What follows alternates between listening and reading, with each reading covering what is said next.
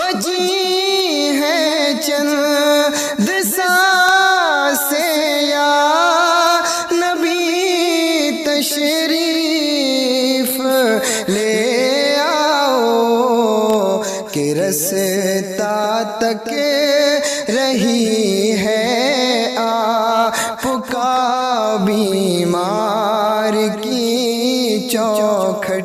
قرآن نے جنت مانگنے کی ترغیب دی ہے، احادیث میں جنت طلب کرنے کی ترغیب موجود ہے، جنت کی تحریص دلائی گئی ہے۔ قرآن مجید کے ورق ورق پہ جنت کے تذکرے پھیلے ہیں، جنت میں بہتی ہوئی نہروں کی کہانیاں بیان کی گئی ہیں، مائے معین، کوثر، سلسبیل اور جنت کی دوسری نہروں کا ذکر کیا گیا ہے۔ اس کے باغ اور باغوں کے گھنے سائے، درختوں کے لٹکتے ہوئے خوشے اور مزیدار پھلوں کا ذکر، حور و قصور کی کہانیاں، جنت کا خوبصورت نورانی ماحول جنت کے نقش قرآن نے بیان فرمائے ہیں۔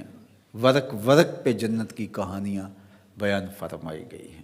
یہ اسی لیے بیان کی گئی ہیں کہ ہمارے دل میں اس کی حرص پیدا ہو، اس کی طلب جاگے، اور وہ اللہ کی رضا کا مظہر ہے۔ جنت مانگنا اللہ کی رضا مانگنا ہے۔ شریعت اسلامیہ میں جنت کی ترغیب دی گئی ہے، لیکن ہمارے بعض نعت خواں جنت کی اس طرح سے بات کرتے ہیں جس طرح کہ انہیں جنت کی چاہت ہی نہ ہو، بلکہ بعض جاہل شعراء کے شعروں میں جنت کا مذاق اڑایا گیا ہے، جبکہ اللہ نے جنت کو اہل ایمان کے لیے تیار کیا اور جنت کی کہانیاں بیان فرمائیں۔ اللہ کے محبوب علیہ السلام نے صحابہ میں بیٹھ کے جنت کی ترغیب اور تحریص دلائی، جنت کا شوق پیدا صحابہ کے دلوں میں کیا۔ اور یہاں نعت خان صاحب کہہ رہے ہیں کہ ہرے تو کیڑی جنت دا کرنا ہے تذکرہ، میاں اسی جنت کا جس جنت کا تذکرہ قرآن نے کیا ہے، اسی جنت کا جس جنت کے لیے رسول خدا صلی اللہ علیہ وآلہ وسلم نے کہا کہ جب رب سے مانگو جنت الفردوس مانگو،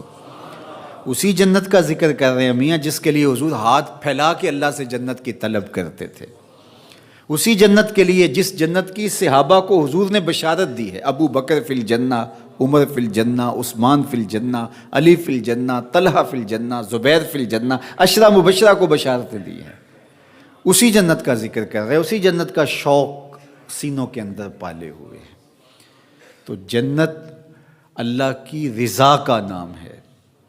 تو حسنات دنیا جب طلب کی جاتی ہیں تو دنیا کی نعمتیں ہیں، اور جب حسنات آخرت طلب کی جاتی ہے تو اس میں سے نمایاں چیز جنت ہے، اور جنت اہل ایمان کا ٹھکانہ ہے، اور اتنی عالی مرتبت جگہ ہے، نہ کسی آنکھ نے ایسی جگہ دیکھی، نہ کسی خیال نے ایسا کوئی نقشہ سوچا، نہ تصور میں کوئی منظر لایا جا سکتا ہے جو اللہ جنت میں نصیب فرمائے گا۔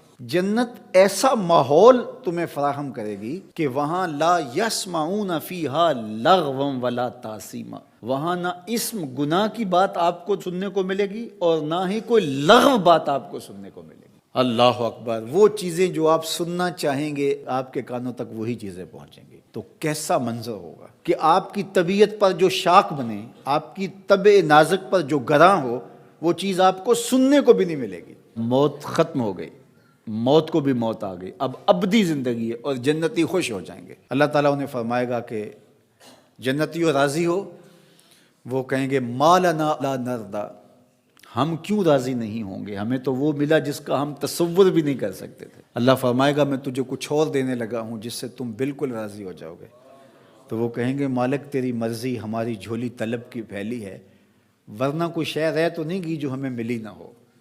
تو اللہ تعالیٰ فرمائے گا وہ شے یہ ہے کہ میں اعلان کر کے تمہیں بتاتا ہوں کہ میں تمہارے اوپر راضی ہو گیا ہوں، اب کبھی بھی ناراض نہیں ہوں گا۔ اور یہ چیز جنت والوں کے لیے خوشی کا باعث ہوگی کہ رب اب کبھی بھی ہم پہ ناراض نہیں ہوگا۔ اللہ اکبر۔ تو جب ہم کہتے ہیں اللہ ہمیں آخرت کی حسنات عطا کر دے تو اس سے مراد جنت ہو۔